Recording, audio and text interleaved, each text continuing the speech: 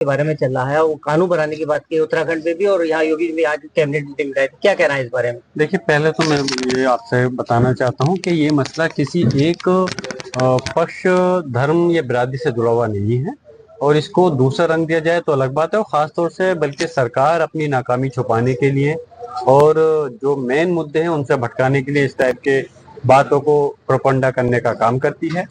और मेन चीज जो है उन पर फोकस करना चाहिए, चाहे वो स्वास्थ्य का मसला हो, एजुकेशन शिक्षा का हो, या जो भी विकास का काम हो।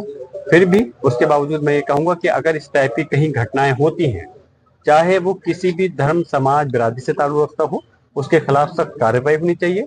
सिर्फ प्रोपगेंडा कर कर करके अपनी राजनीति रोटियां नहीं, इन चीजों पर सीखनी चाहिए। सर, गिरिराज जैसो केंद्रीय मंत्री, उन्होंने कहा कि पाकिस्तान चले जाते अच्छा होता और हम लोग बट रहे हैं, इसलिए विवाद चल रहा। मैं ये कहूंगा कि ऐसे लोगों को सरकार में बने रहने का कोई हक नहीं है।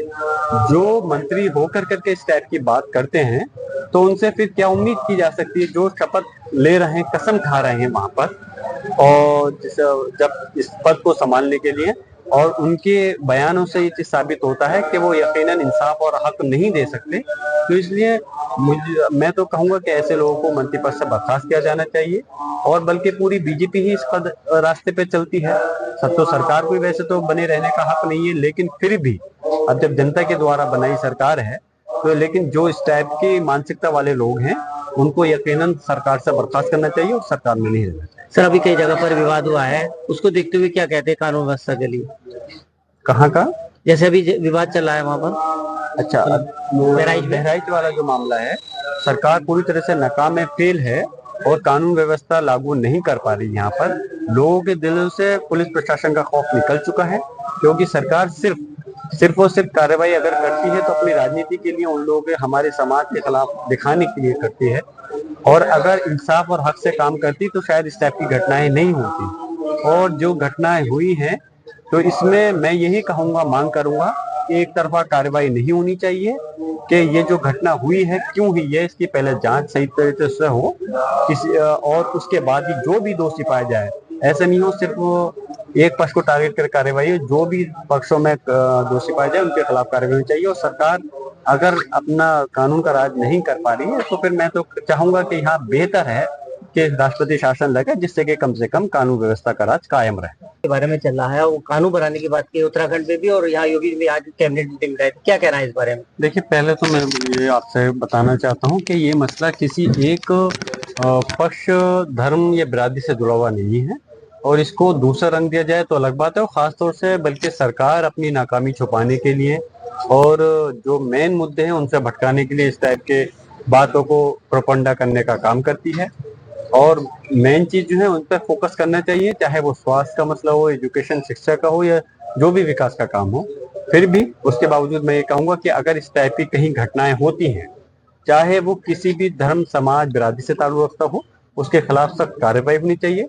सिर्फ प्रोपगेंडा कर कर करके अपनी राजनीति रोटियां नहीं, इन चीजों पर सीखनी चाहिए। सर, गिरिराज जैसो केंद्रीय मंत्री, उन्होंने कहा कि पाकिस्तान चले जाते अच्छा होता और हम लोग बट रहे हैं, इसलिए विवाद चल रहा।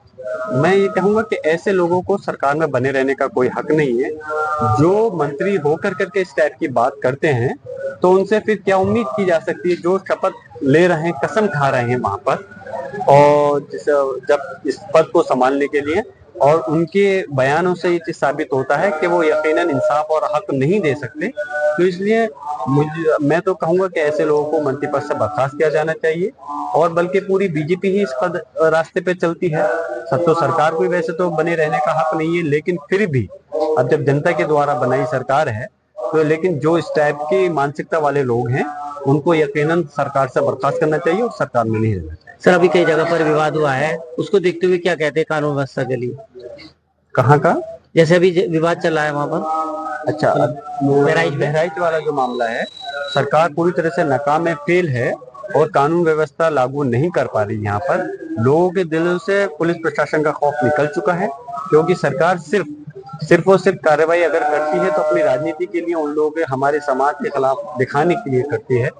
और अगर इंसाफ और हक से काम करती तो शायद इस टाइप की घटनाएं नहीं होती। और जो घटनाएं हुई हैं तो इसमें मैं यही कहूंगा, मांग करूंगा कि एक तरफा कार्रवाई नहीं होनी चाहिए, कि ये जो घटना हुई है क्यों हुई है, इसकी पहले जांच सही तरीके से हो किसी, और उसके बाद ही जो भी दोषी पाया जाए।